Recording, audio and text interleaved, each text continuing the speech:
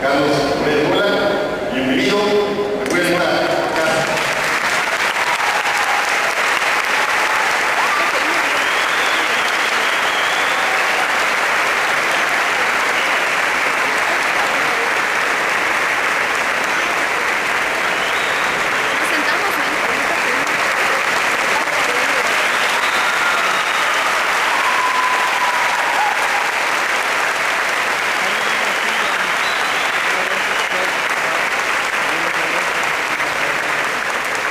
Muchas gracias. Muchas gracias por esto. Es un privilegio estar aquí de nuevo. Es verdaderamente un orgullo. Cuando me hablaron, me dijeron, oye Carlos, el CUM cumple 50 años, no la pensé dos veces. Además, cualquier excusa para venir a Mérida es una buena excusa.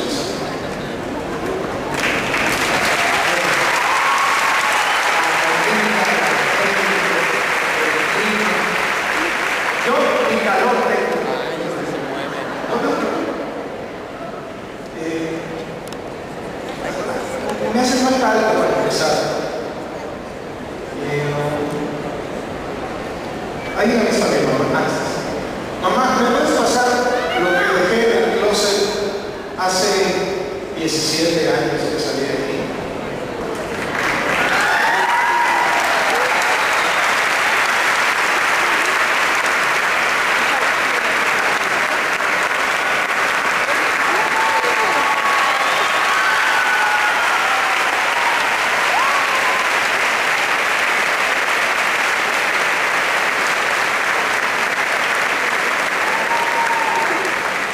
Se quedó en el closet, pero se lleva en mi corazón, se lo juro. Les agradezco mucho que me acompañen esta noche. Esta era la playera hace 17 años. Estaba haciendo memoria hace un ratito. Cuando yo salí del CUM, no me lo van a creer, pero no existía internet. No había teléfonos celulares. El agua no se vendía embotellada. Y cuando alguien mandaba un mensaje de texto, tenía que ir a una oficina que se llamaba Telégrafos. Cuando yo salí de Titán, cuando yo salí de CUM, cuando salí de CUM para ir a Titán, en la Ciudad de México, a estudiar la carrera, había un profesor en una universidad de Chicago que daba clases de Derecho y se llamaba Barack Obama. Había un chavito con aspiraciones políticas dentro del PAN que se llamaba Felipe Calderón, que era el secretario de los jóvenes del PAN. Nadie en México sabía de un presidente que no fuera del PRI. Y la CIA tenía, la Agencia Central de Inteligencia de los Estados Unidos, tenía en su nómina, entre sus agentes, subsidiados, pagados y adiestrados, a un individuo llamado Osama Bin Laden. Era parte de Estados Unidos. Cuando yo salí del CUM, sin embargo, Muammar Gaddafi era el presidente de la Libia, como hasta ahora.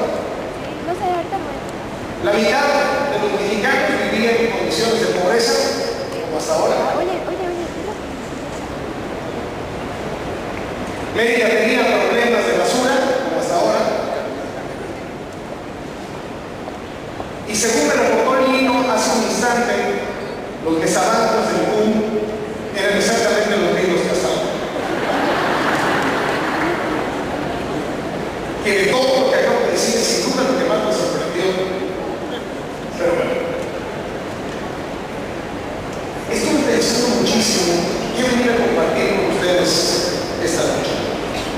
Pensé si les contaba algunas anécdotas de las que me han tocado vivir delante de una cámara desde que salí de aquí, si les platicaba de las coberturas de guerra en Afganistán, de lo que vivimos en Haití, con la guerra primero, con el sismo después, del tsunami en Indonesia, de la guerra en Libia, de la crisis en Egipto y de todo el mundo árabe, si les hablaba de lo más reciente, el miedo a la explosión nuclear en Japón, si les platicaba un poco de la política y cómo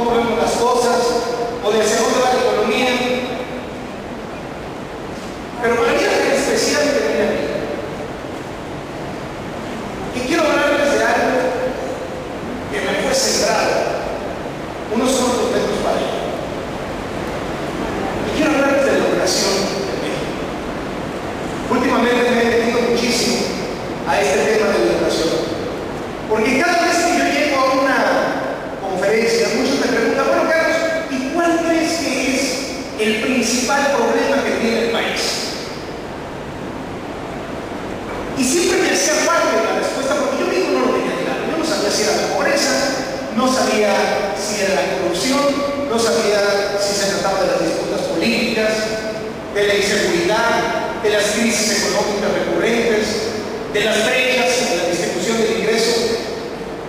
Hasta que un buen día dije, bueno, ya tengo que responder a esta pregunta porque siempre me hace. Y llegué a la conclusión de que el principal problema que tiene este país es un problema de educación. Y hoy por hoy estoy convencido que si resolvemos en México el problema de la educación, como si se tratara de un efecto dominó, van a ir cayendo el resto de los problemas. Si hay educación, hay civismo. Si hay educación, hay mejores acuerdos políticos. Si hay educación, hay mejores oportunidades económicas y eso simultáneamente abate el problema de la crisis económica con mayor competitividad y al mismo tiempo el de la delincuencia, porque ya muchos de los jóvenes y adultos no serán orillados al crimen organizado porque tendrán oportunidades en el mercado formal de trabajo. Si se resuelve el problema de la educación, México deja de ser corrupto porque la educación va a cambiar la ética. Y además está demostrado científicamente que aquellos países que invirtieron en educación hace décadas, hoy están en primer lugar. Les pongo un ejemplo de Corea. Corea del Sur. En la década de los 70, Corea del Sur y México eran más o menos el mismo tipo de país. Hace 40 años. ¿Cuál fue la diferencia? Que Corea del Sur decidió invertir mucho dinero en la educación. Pero no solamente destinarle una partida presupuestal multimillonaria, no. Darle el control de la educación a los padres de familia y a los mejores maestros. Hoy, Corea del Sur es uno de los 5 países más prósperos del mundo. Y 40 años más tarde, México sigue donde Corea del Sur lo dejó, a la mitad de la tabla. Y si se fijan, cada vez que sale una clasificación de algo, México está a la mitad de la tabla. ¿Que cuál es el país más competitivo? México a la mitad de la tabla. ¿Que cuál es el país que tiene mayor transparencia? México a la mitad de la tabla. ¿Que dónde hay burocracia? México a la mitad de la tabla. Vamos, hasta en el mundial de fútbol quedamos a la mitad de la tabla. Y estoy seguro que si le metemos a la educación, vamos a romper este círculo mediocre en el que el país se ha ido estancando en últimas fechas. Entonces, cuando dije, bueno, me voy a meter a ver este problema de educación, a ver de qué se trata, a ver qué hay detrás. Dije, bueno, ¿cómo están nuestros alumnos? ¿Cómo están los alumnos en México? No hay, hasta apenas en el año 2000, una evaluación a los alumnos. Y les quiero leer, yo sé que es viernes, yo sé que es en la noche y todo, pero tengo muchísimas ganas de leerles un problema. Veo que la mayor parte de quienes están esta noche aquí son padres de familia. No les voy a leer un problema y les pido que mentalmente lo traten de resolver. Dice: un día del año Matilde paseaba con su perro por el parque. Mientras abrochaba sus zapatos, dejó por un momento la correa de su perro, quien salió corriendo por las calles del barrio y se perdió. Las estadísticas de la carrera municipal indican que si un dueño no encuentra a su perro en el primer mes, tiene 0% de posibilidades de que vuelva a ver a su mascota. Matilde ya preguntó a la policía, a la carrera municipal y a sus vecinos por su perro, pero ya han pasado 4 meses desde que perdió su perro. Ese es el problema. La pregunta es, ¿por qué Matilde perdió la esperanza de encontrar a su perro? Este es un problema que viene en la prueba PISA, que es una prueba que presenta una muestra de estudiantes de primaria y de secundaria de nuestro país una vez cada 3 años. El último